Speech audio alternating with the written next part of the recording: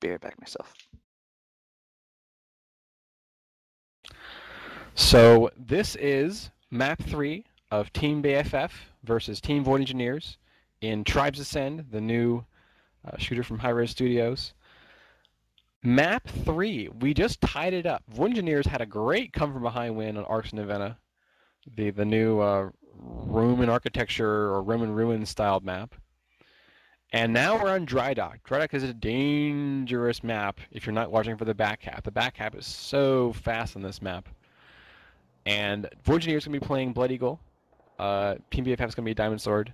And I think people generally favor the Diamond Sword back cap, but it is kind of visible. I'm not sure if people have changed their minds on that or not. But we are going to go live here in a second.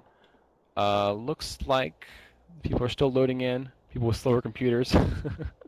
People are going to move out and take over this Diamond Sword stand. Diamond Sword, Team BFF has been running a lot of heavy deployable defense. Mach is still playing early Doombringer. One technician, not two. I see a surprise infiltrator all of a sudden. Let's see where he goes. I think the deplorables on this map, due to its more spread out flag stands, tend to be a little less effective. You can come in on a lot more routes. They're a lot less static. So Rip, playing Scrambler, just like is Captain Vitor, has apparently gone for one of the generators, and I just saw somebody, I think it was the Nino, doing Juggernaut offense. That's a surprise.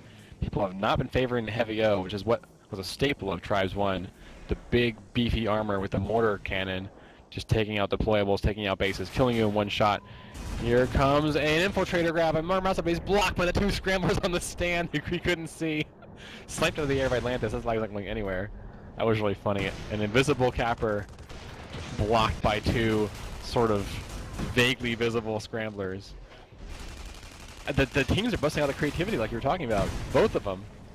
Yeah, here it is. This is what I've been waiting for in particular for both teams, to see some of these different plays coming. Like infiltrator capping is awesome because it allows you to get in practically invisible. The problem is you have very, very low health. It's one of the lowest health light classes, as well as using that pack uses your energy.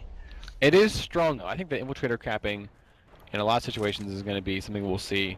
Just situational. I mean, when it's appropriate, we'll see it as people get more comfortable with. There's three. No, I'm sorry, not the scramblers. It's just people who are being being scrambled by Lanthus' drop jammer, the sniper for BE.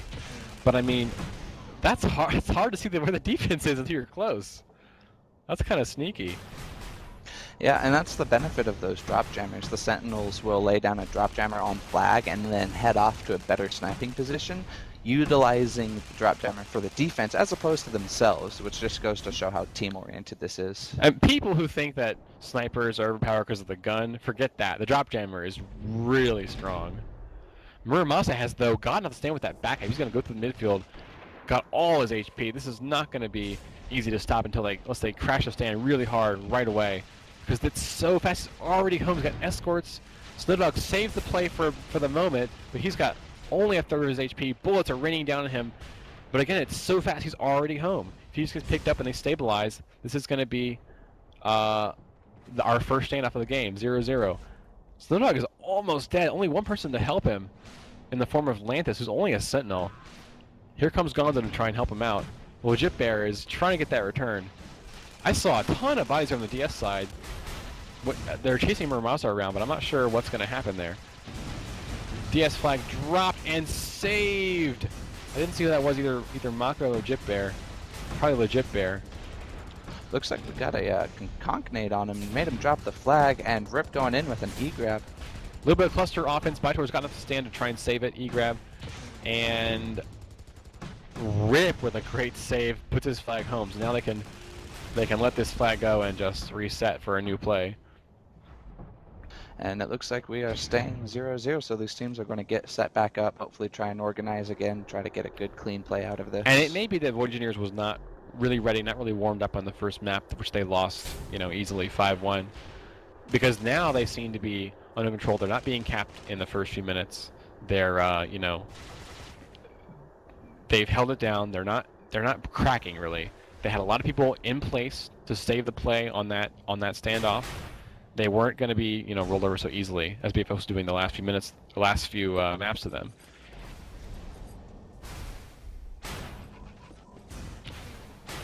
I do, Craig. Craig is pointing out the Psycho playing Sentinel. Oh, he got killed by a single disc. That's the problem with being a stationary sniper. If you're not watching, one explosive will just take you out of the game for a couple seconds. Yeah, he was up there, so it's good for him to get good coverage all the way up the hill. That's the infiltrator grab I was talking about. Invisible the whole way through. Oh, he hits a tree in a move inspired by Banshee. There's a Shrike up already for TV. That's probably going to kill Muramasa. Oh, it's almost dead. Come on, let's get yourself together.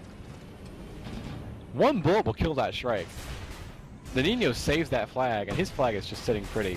This is probably going to be the first capture of the game. I don't see any offense coming to stop it. A couple guys come in, Bug Check and Biter, trying to save the play, but there's just guys everywhere. This will be an easy conversion for Team BFF. Oh no, they saved it last second. Flag's not actually on it's the saved by stand. Bug Check. Good job returning that flag. Still 0-0. 5 minutes have elapsed. And Rip with a grab. It's like he wasn't going anywhere either. He was that was definitely a llama grab. I don't know where he wanted to go with that. Well, I dare say whoever I saw with a Shrike on B has already lost it because I don't see anything in the air. It was Lanthus. I don't know. I mean, I saw a Shrike. I don't know what happened to it, but the first time I saw it, it had no HP already. It must have gotten just whoever was buying it must have been ambushed at the station. But again, Muramasa is rocking Infiltrator. He is grabbing without being able to be seen. It's amazing. There we go, off the stand. Couldn't be seen the whole time. And now they're in trouble because he's going the top route. It's really hard to chase on the top route. Oh, a nice snipe by Lanthus. Takes his head apart. And now they just need to get up and save it. Ricoleague's trying to pick it up in the midfield. He's going to turn around. He's got no speed. They're going to need some offense, though, to make this play stop from happening. There we go, Rip. Oh, he bounces off the ledge. That's not going to be any good for his team. They only have 2 seconds left to save this play. This is going to be 1-0 Team BFF. Yep, like you said, it's really hard to chase up that hill, which you can see because they didn't even get anyone near to make a return. Ryuko was able to grab it and get on back. If someone goes that way, and you're not already chasing them, you're just not going to get there in time. You have to have offense already on the other side of the map. And that's why the split and the coordination is so important. You have to be making plays all the time. That's why I like cluster. I like being already on the other side. I like making sure that they're not in control of their own flag stand as much as you are. But again, exactly. Team BFF has already taken the lead in all 3 of these maps. Isn't that right? Correct. So they are currently showing us that they are probably going to be the favorite to win team tonight, being up 2-0 and all. Rip has done a back cap. Psycho's all over him. There's a little bit of offense coming in to stop the play, but I don't think anyone's going to be there in time. Good job, Rip. The explosion kills him. Rip missed him with a quick counter grab or answer grab, whatever. I don't know what you call it. There's a bunch of types of flag grabs that you can do. The lamer grab, the llama grab, which is not a good grab. The emergency grab, the safety grab to stop a cap from happening. An answer grab, badly timed. Biter's got off the stand. Psycho's all over him though. Rams him down under the ships. This map is really hard to coordinate any sort of midfield escort unless you're doing it from the very beginning because of this split that it seems to have between the top half and the bottom half. It would be simple enough to call. That's why we saw teams early on in the strategy development midfielding all the time, like having people already sitting here waiting for the person to come up, either on top or bottom. Mabel, the Legions player and community developer, Rip tried to save the flag in the field, keep it moving, but Psycho just blew him up with those strike missiles. Mabel, when he was first showing off the Raider chain gun on this map, would just sit up top where people are going offense and just chew them to shreds with his Raider SMG. Blood Eagle base being stomped by Diamond Sword defense. They're doing exactly what they need to do with distractions and that it was enough for Morales to get the stand with all his health. Immediate counter grab though by Snowdog. He's going up top. Unless Psycho stops him, this might be hard for Maka to chase. No, he's killed. Maka did something. Maka is playing Ranger now, not Oh, looks like whoever that was, Muramoto was sniped by Lantis. Rearlink saves it, and a quick counter grab by Lantis to stop the play. Lantis not going anywhere though. They need a lot of offense here, really fast, and it's not going to go anywhere. That's going to be 2-1, I dare say. A strike on the stand misses Ryuka Link. That's going to be 2-1. There we go. Snowdog came in and immediately died. Blew himself up on the heads of all the clump of Diamond Sword defense. Is that a grab cycle? I see a grab cycle out. It seems the skill on the Diamond Sword team is so much greater. Anything the Void Engineers try to throw at them is easily dismantled, both in terms of offense and defense. We see the distractions just take out the entire Blood Eagle defense, etc. They're good. I'm having fun here watching Rip grab cycle clearing with that little piddly gun that it has. He might be grab cycle capping, I'm not sure. But, I mean, he grabbed, wasn't going very fast though, and Psycho just shot him on the sand. The Shrike is so good. You can just sit there, shoot your own stand, and get free hits on the cappers coming in if you're ready for them. And then pick up and chase at well over 200 yeah, kilometers you an hour. can chase, you can ram them, you can just do all kinds of stuff. Muramasa got hit. He's changed from Infiltrator to Pathfinder. Got sick of the invisible grabbing. Must have gotten frustrated. Now, there is now a Doombringer. Oh, a nice beautiful pickup by the Nino. Sniping Atlantis. Unfortunately for him. But yeah, there's a Doombringer on Void Engineers now. That was something we didn't see them doing. Maka has been starting out Doombringer, changing to Ranger and then to Jumper, as the situation warrants. But I haven't seen Void Engineers rocking very much heavy on flag, which was a staple of Tribes 1 and Tribes 2, depending on how it was situated. It's Heavy hard on to do in this flagging. game. Yeah, it's a little bit harder to do for a few different reasons. Probably the biggest being the fact that the flag extends above the heavy model, so you can't just stand and block the whole thing. You actually have to move a lot more. It's also, I feel like the heavies die easier maybe in this game than I'm used to. It's just a feeling thing. I can't really justify what I'm saying. That's just how I feel. It is certainly considered underpowered armor the whole way around. Hang on one second. Murmus's more than halfway home. Snowdog comes in to save it. No such luck. Gonzo with a quick E-grab, but it's going to be returned, I dare say. Rip's looking for it. Snowdog's looking for it. Snowdog does save it in the last second. Oh, and it was a return by the Blood Eagle Fag, so it's going to stay 2-1. Good job whoever managed that. It was like a mid-air return, I think. A very skillful play by whoever did that. Or lucky, maybe it flew into them by accident. And now new Shrek is out. That is going to be piloted by Blue Jay, the sort of dedicated Shrekker for Void Engineers. See if he can keep it this time. He hasn't had really good luck the previous couple matches. It always seems to go down within the first few minutes of him getting it. And let's speak of that, there's also a grab cycle here. That's going to be Rip again. I'm not sure if he's trying to grab cycle cap or just clear with it or what. But his first attempt of a grab wasn't really fast enough to warrant it. Snowdog was going pretty well, but killed by Psycho's Shrike. And before Gonzo can pick it up in midfield, Maka just returns it. Muramasa again. This time it is a Pathfinder cap again. Nitron jumps toward the ships. Nitron grenades are great. They drop flags, they give you speed, they're wonderful. Blue Jay is finally being effective with that Shrike. He quickly gets a return from Yukulink. And saves it. Good job. His Shrike is now mincemeat though. Could even be taken over by the other team. Psycho takes it. Psycho got in a Shrike again. While I was talking, I didn't see that happen. Rip got home with the flag, and now it's 2-2. That must have been the grab cycle he was preparing on the hill. Bytor with an immediate chain grab is almost dead. He's doing the top route, which is really hard to chase. Psycho with the Shrike is trying to do it. Our Snowdog right beneath them, going to be able to carry this all the way back home, hopefully. No, Nope. Psycho with a double kill. Blue Jay wants to save the play, but no, Psycho's too good. Gets it before it gets picked up. And Bytor was scrambler capping. He put some arcs on that strike to put damage on it, but go ahead, Craig. Ella, Blue Jay. Muramasa is high. The snipes miss him, unfortunately. 2 snipes miss him. His flag is home. This could be 3-2. Even though Engineers tied it up. Oh! Just in the nick of time. He is dead.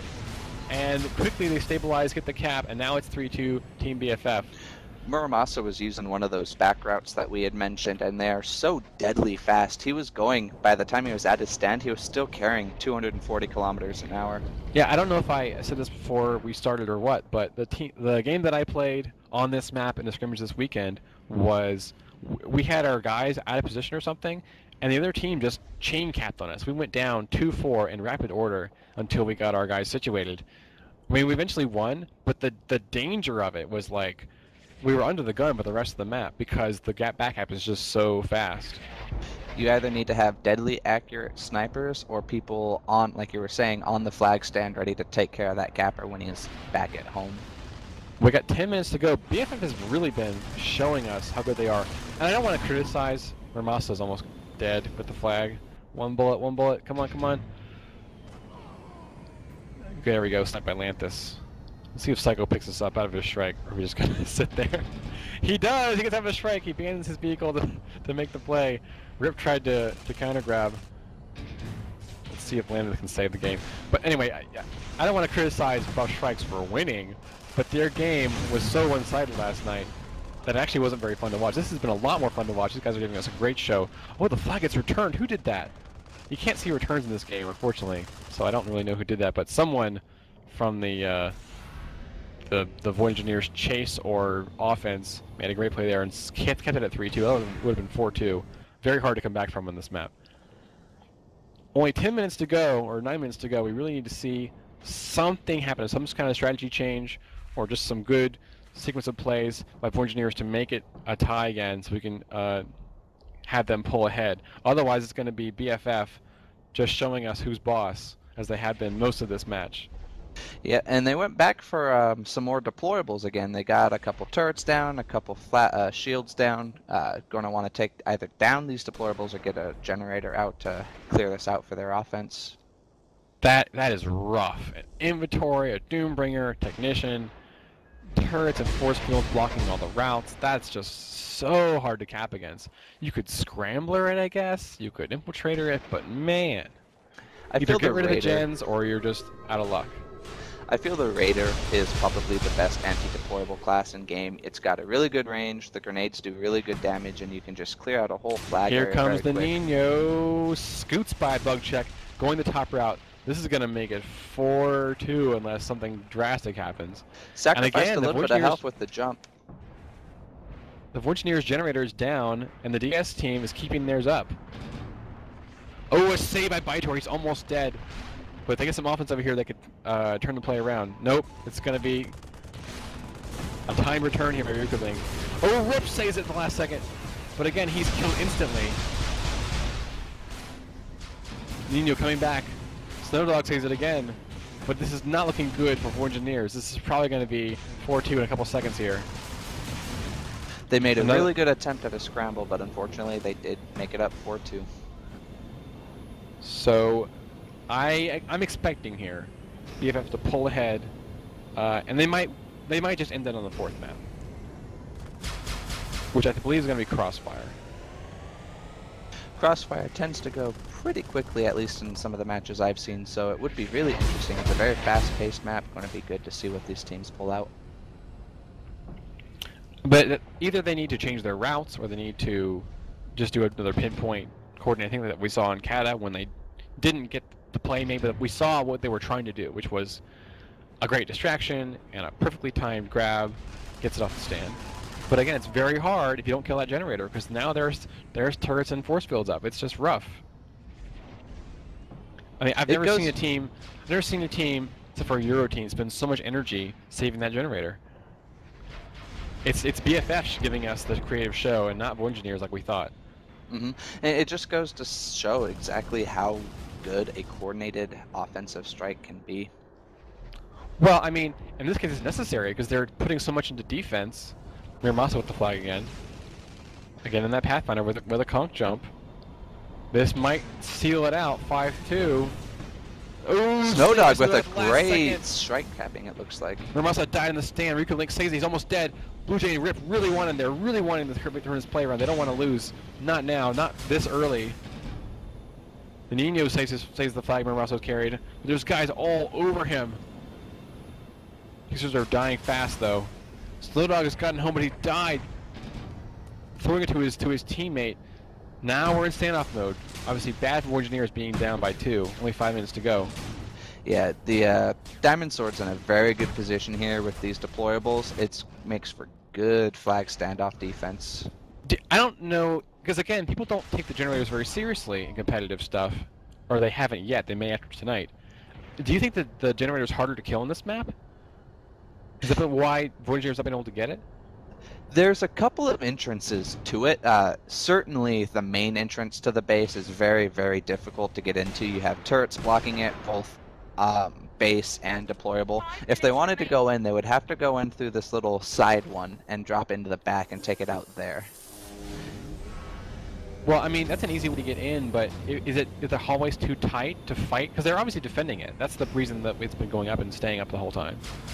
Yeah, it's really tight corridor, makes for, especially, I know we saw Juggernauts earlier, so their mortar shots inside those tight corridors are almost impossible to dodge.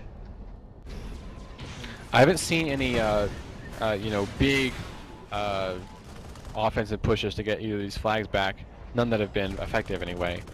There are guys chasing Rico around, but he passes it off to Maka. Ooh, Maka got conked, and somebody returned. I think it was Gonzo. This might make it 4-3. There we go. This technical strike goes off a little bit too late or too early. I'm not sure which. Does not stop the cap. And now it's 4-3. This could go either way. I love that about Tribes. Tribes can turn around on just a dime if you make a good play. If you just come in with that conk grenade, make a quick return, you can surprise a team who thought they had it in the bag. So now it's only a 1-point game. This could go Void Engineers' way. We could see a 2-1 Void Engineers instead of what I predicted. Yeah, it's interesting how situationally useful the Pathfinder is. It's a great capping class, but it also makes an oddly good flag returning class because of those concussion grenades or nitron grenades as Tribes Ooh, a timed strike on 60K, but it does not result. Snowdog strike capping. He is high and off to the races up the top. This is going to be hard to chase up for strike him to strike. He needs to see an escort here to stop this. Otherwise, it's going to be 4-4. We're going to see a tie game. Again, this map. What, for the 3rd time? Snowdog's almost home. A save by Rico at the last second, but they get stabilized this pretty easily. Snowdog's in trouble in his stand, though. Murmasa and Nino all over him. Yeah, Rico dropped the flag. yeah. Oh, that's so sad for Snowdog. He did such a good job getting high over the ridge. And now his flag's been taken away by Legit Bear. Yep, there were 5 members of the Diamond Sword offense at the Blood Eagle base ready for him to get there, and that's exactly what took him down. I mean, it seemed like they were just as dedicated to not letting them tie it up as it seemed like Woodyears was to stopping that cap earlier. Muramasa actually body blocked his own capper. That flag is probably going to be returned here. No! Red Medicine right underneath the nose of Baitor and Snowdog. Baitor's looking to save it. No, no, no! He's killed last second. Snowdog wants it, but there's too many guys. This is probably going to end up being 5-3 at the last minute, unless save at the last second by Blue Jay. Blue Jay dies. The flag's picked up. Looking for an E-grab. Blue Jay's there. Rip's looking. He gets Rip. Gets a return. Good job, Rip. 0-5-8. That God, that was amazing. Nino immediate chain grab is taking out the stand. He's going to be home in no time. Gonzo with a counter grab or E-grab, whatever, is now being killed in the backfield. This could be the cap that puts the game away. Oh, he sniped at the last second. Landon can get this turn, and he misses it. No, Marasa's got to step back on the stand. Maka's sitting there. The flag comes home. Ruben drops in the stand. Jose wants it. Oh, where is it? Opposite wants it. Snowdog gets it again, and it's going to be held by, I think, Nino. He's got it back here. Yeah, he's safe on the stand. Baitor again. This has been the longest series of grabs and counter grabs I've seen in Tribes Ascend so far. Oh, Gonzo with a sneaky return. Gonzo in Lanthus made a great tack strike on the entire defensive squad. Took them all out. That took like 5 minutes to resolve or something ridiculous. We only have 1 minute left. Engineers has got to get this flag moving, or it's going to be a slow death by timeout. What's great is, though, if they actually are even holding the flag, it will bump into overtime, so they don't even need to actually get the cap. They just need to have I love that the about flag. Tribes Ascend has a great feature where overtime is automatically enabled until the flag movement is resolved. But again, the time is ticking against Engineers here for the third point. The third point of the series. Snowdog's got the flag though. This could be the escort from home. This could be what you're talking about. A forced overtime into a tie game for more 10 more minutes. Snowdog with a toss to Vitor. And a counter grab at Muramasa. This is probably going to be the end. They're going to time them out. No, Gonzo Rip could get it. No, Kate gets it before that can happen. They have 30 seconds now to get the flag, is low. or it's going to be the end of the game. But again, the onus is on Engineers now to touch it. Just touch it and do something with it, because otherwise this game's going to be over. BFF is going to be holding the lead going into the fourth and game point match. Rip with an E-grab, dies in the stand. Vitor comes in, high speed. Orbital goes down. Muramasa's looking to put it away, but he's at no HP. Blue Jay wants to save it. Snowdog with an E-grab off to the races. Overtime. In the backfield. And there we go, the forced overtime. Snowdog needs some support. He needs teammates to come pick him up the top. Otherwise, it's going to be really bad. His flag goes home. But again, if this flag gets dropped in return, the game ends instantly. So Snowdog is in a lot of trouble. There's guys all over him. The flag goes down. Vitor wants it. He's got to save it. There's no time left. Reminiscence all over it. Vitor saves it, but there's guys all over him. Maka is, I believe, and shooting Doombringer bullets. And sniped by Psycho. This is probably going to be it. Blue Jay can get it, but it's going to be really tough. Red Medicine bumped into the rocks there, letting LL Blue Jay was get it so off. Lucky that it landed on top. Maka gets a kill and returns it, and there we go. The end. That was 4-3. That was intense. I saw the longest series of grabs and chain grabs ever. Lots of good games all around. The people were very pleased with that game who played it. I would have been too if I've been playing. Win or lose, that would have been great. That was excellent strike play at the end. Change recordings, I think, and then we can talk about the map. Go Sounds ahead, Craig. good.